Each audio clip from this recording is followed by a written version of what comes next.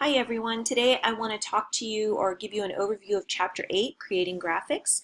We're going to look at the functions of graphics, characteristics of an effective graphic, the processes for creating graphics, uses of color, and the appropriateness of types of graphics depending on the activity. So graphics serve 5 functions. They catch the reader's attention and interest, which you all know everybody likes images. We like to look at pictures. Whether we're doing it online, in a textbook, or anywhere. They help writers communicate information that is difficult to communicate with words. Think of the cliche that an image is worth, or a picture is worth 1,000 words. That's what we're saying here. Images also help writers clarify and emphasize information. You can help your reader understand what is the most important. They also help non-native speakers of English understand information, and they help writers communicate information to multiple audiences with different interests, aptitudes, and reading habits. We'll talk more about that.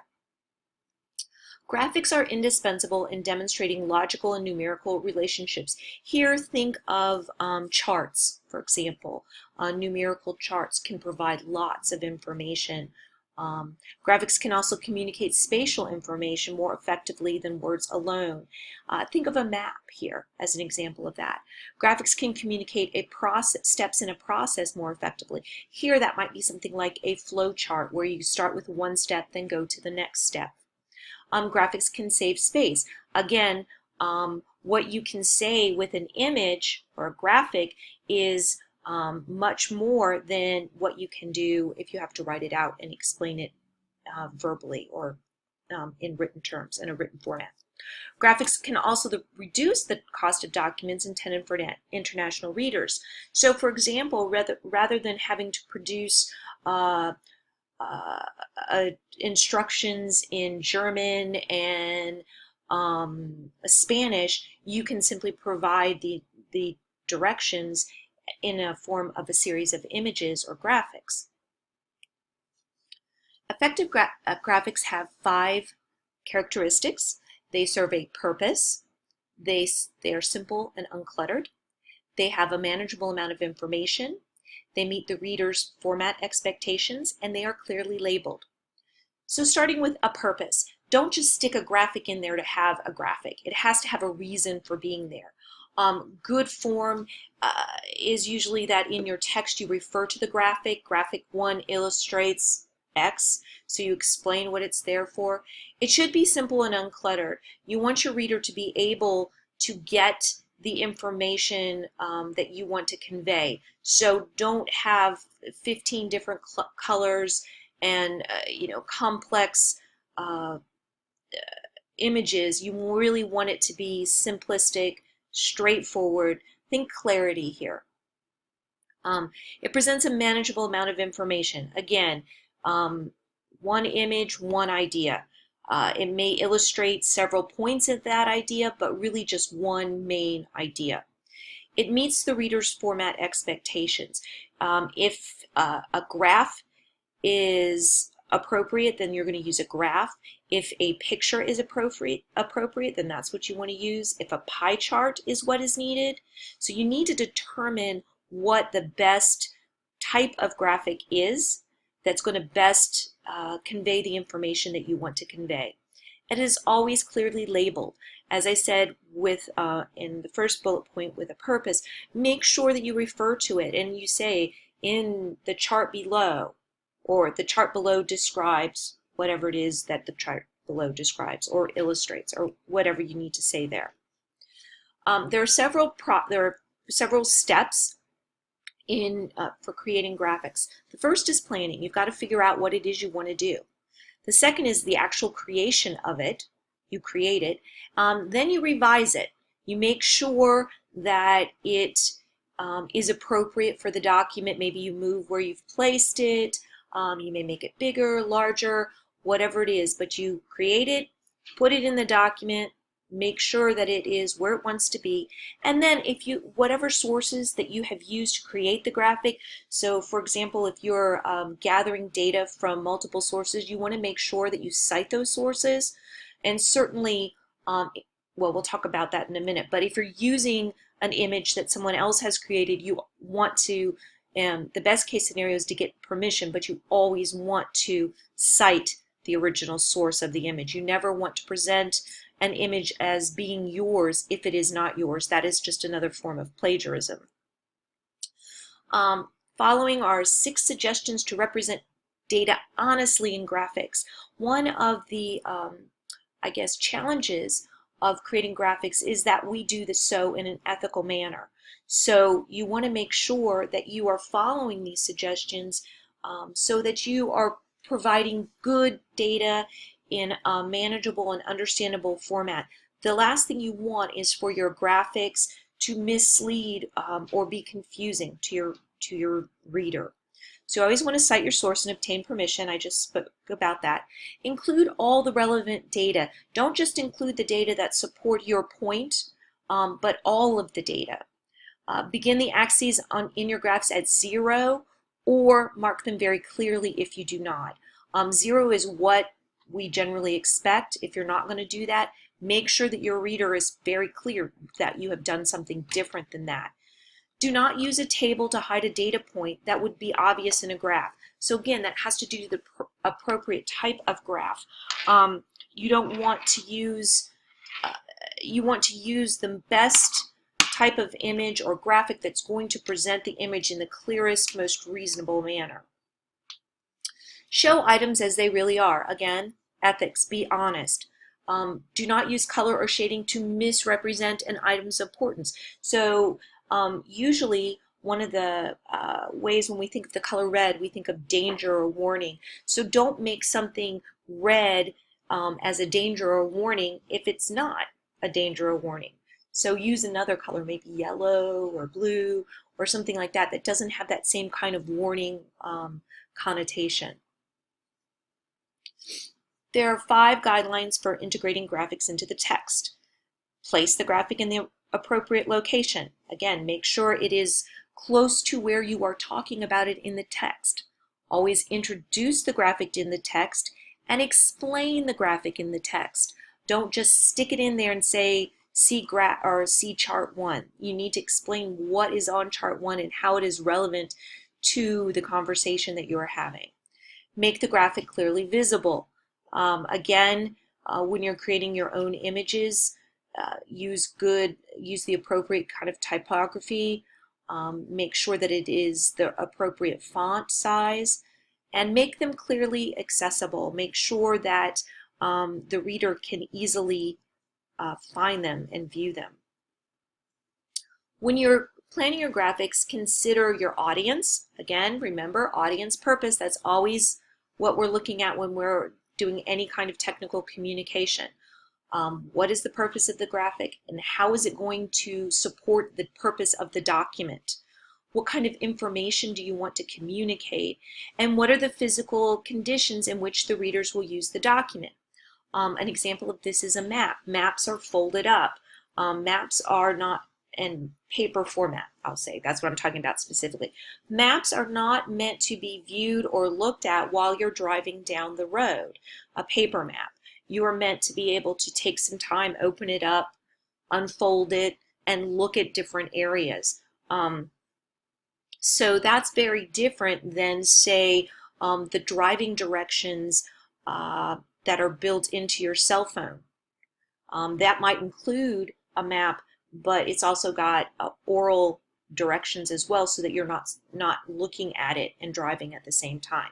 So make sure you understand how the document is going to be used. Is it going to be directions? Is it going to be directions for something online? Is it going to be directions for putting furniture together?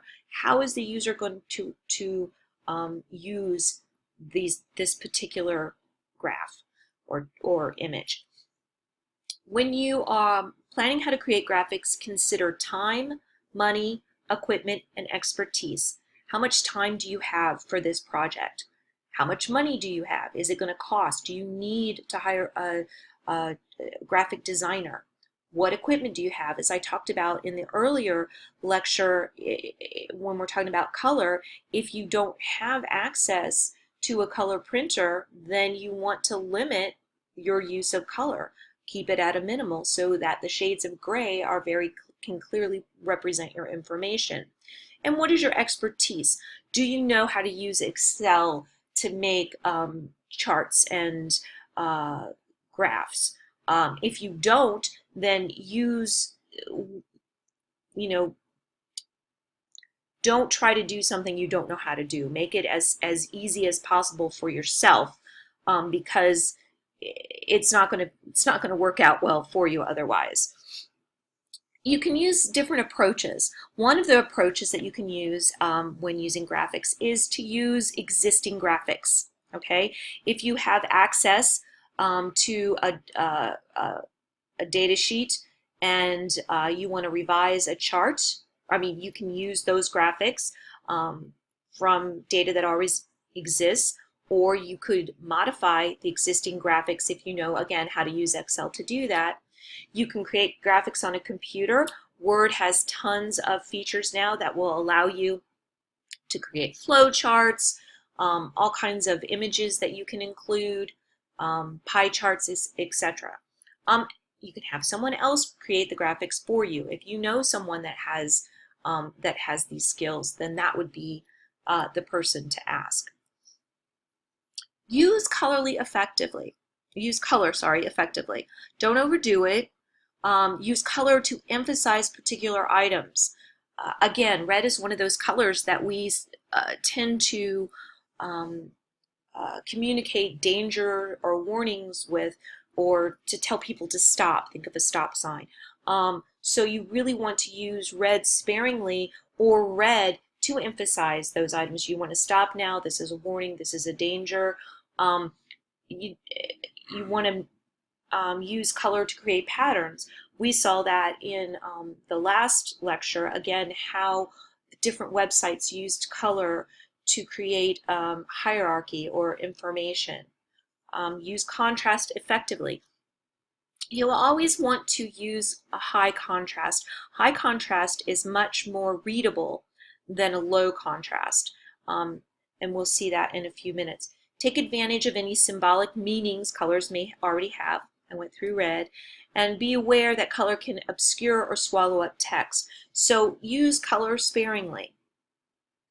And here's a good example of color, using color to establish patterns. So you can see that there's a color chart to the bottom left of the screen that gives you the explanation of what this particular body part is. And then these are different, the images are of different kinds of mammals. Human, kangaroo, mouse, pig, ruminant. So these are all different animals, but they all have the same elements, or you can see which elements they have by looking at the color chart. Now this is contrast. You can see from here that the text is hard to read because of insufficient contrast. An effective contrast, which is a high contrast, a dark color text, light color background, or you can do it the opposite way, have a dark background and a light text. But you really want there to be a big difference between the text color and the background. The bigger the difference, the easier it is to read. So choosing the appropriate graphic depends on the information being illustrated, and types of information. You can do numerical information, logical relationships, process descriptions and instructions, and visual and spatial characteristics. Excuse me, sorry about that. There are types of graphics that illustrate numerical information. These are tables, bar graphs, infographics, line graphs, bar charts. All of these are good ways to represent numerical information.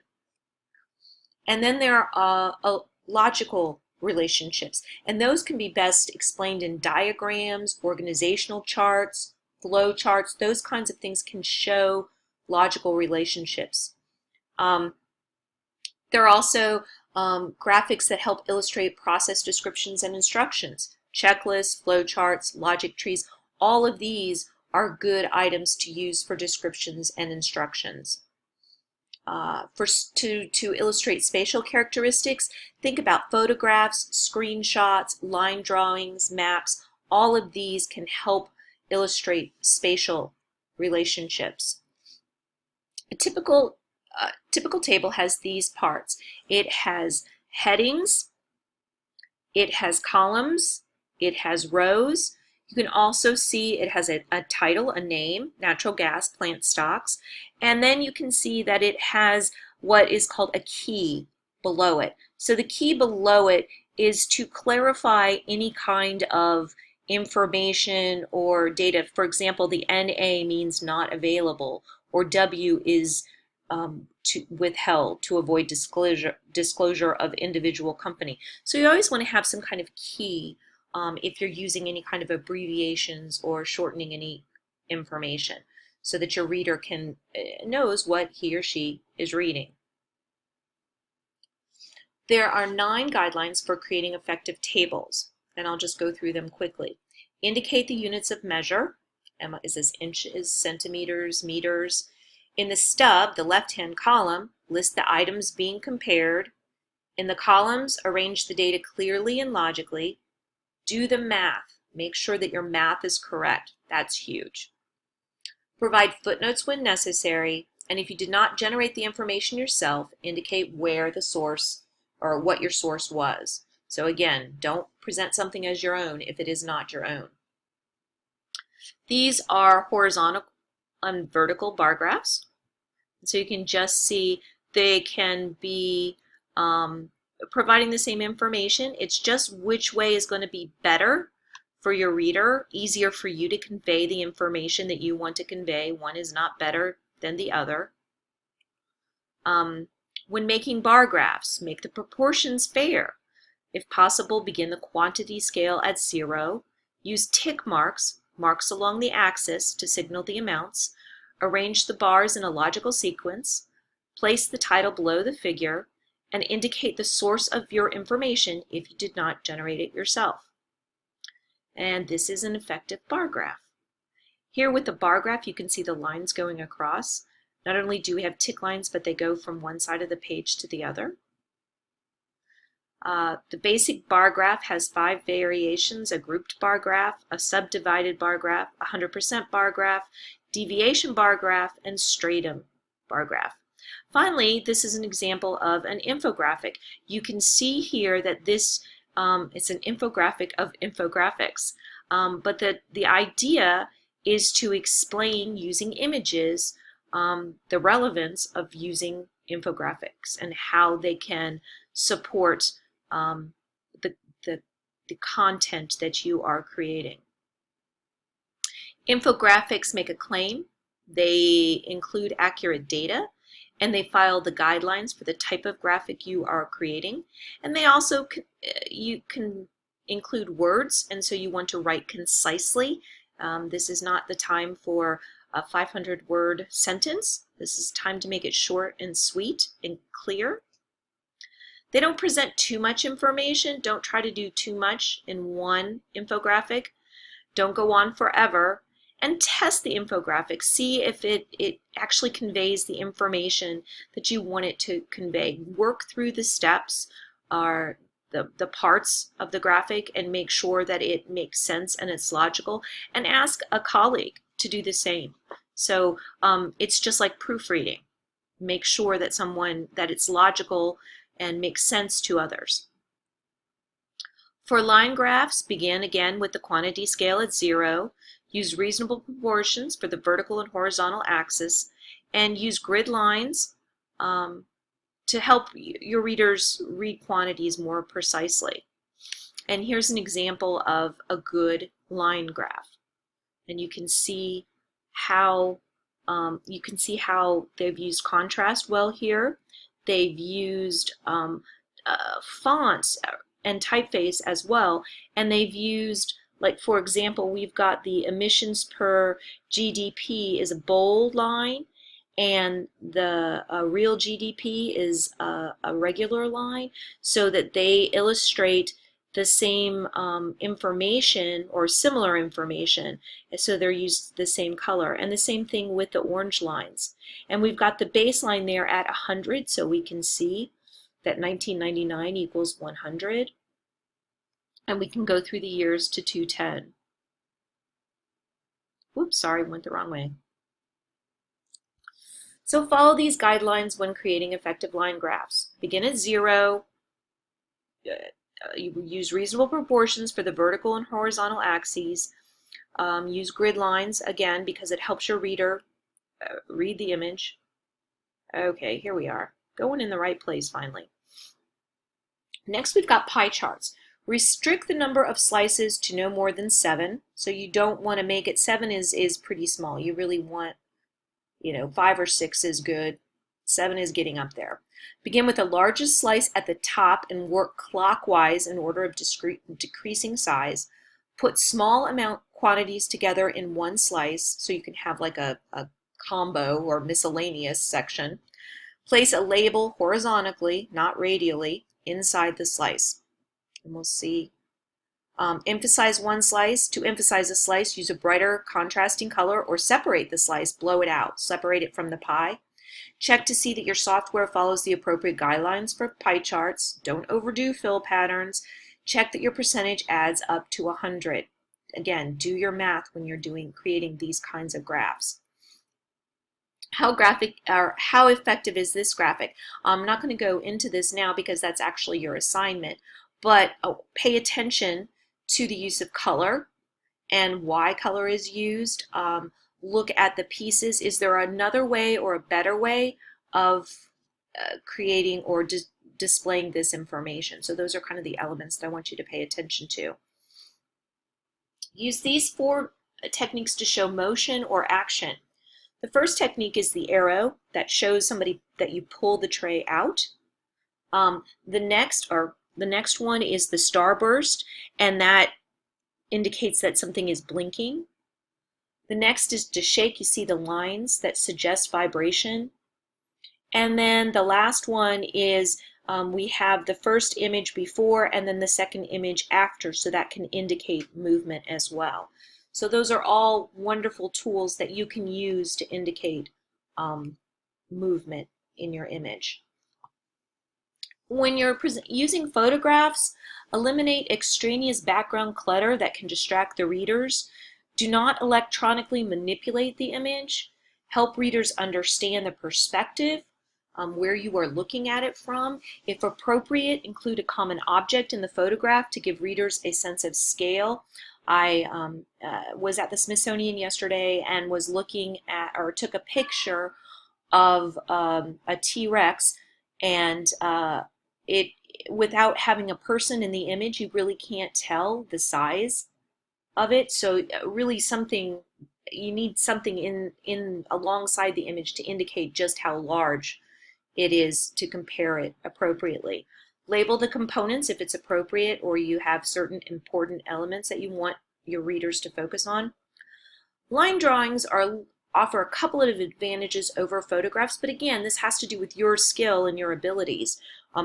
In today's world, everyone can take a photograph with their cell phone. However, line drawings may not be something that you know how to do or know how to do well. Certainly, I'm not very good at that. But line drawings can focus the reader's attention on desired information better than a photograph can. Line drawings can highlight information that might be obscured by bad lighting or a bad angle in the photograph, and line drawings are sometimes easier for the readers to understand than photographs are. So here's an example of how a line drawing can illustrate or explain someone in a wheelchair, or being in a wheelchair. I'm not sure. I guess it's the view from the different steps is what we're trying to emphasize here, is what you can see, how far ahead you can see. That's what it is. Took me a second there, folks. But being able to see above someone's head when you're in a wheelchair, that's what we're trying to illustrate here. Here's a line drawing with 3 different variations, tell you different kinds of line drawing. The first one is a phantom, where you put the dots in where missing pieces are. The second is the cutaway, so that you can see, you remove part to see of the surface to see what's below it. And the third one, this is my favorite one, is the exploded one, and it shows you each of the different elements or sections of it, of a particular thing. And that is the end. So if you have questions, please post them in the I have a question forum, and or email me, and I'll talk to you again soon.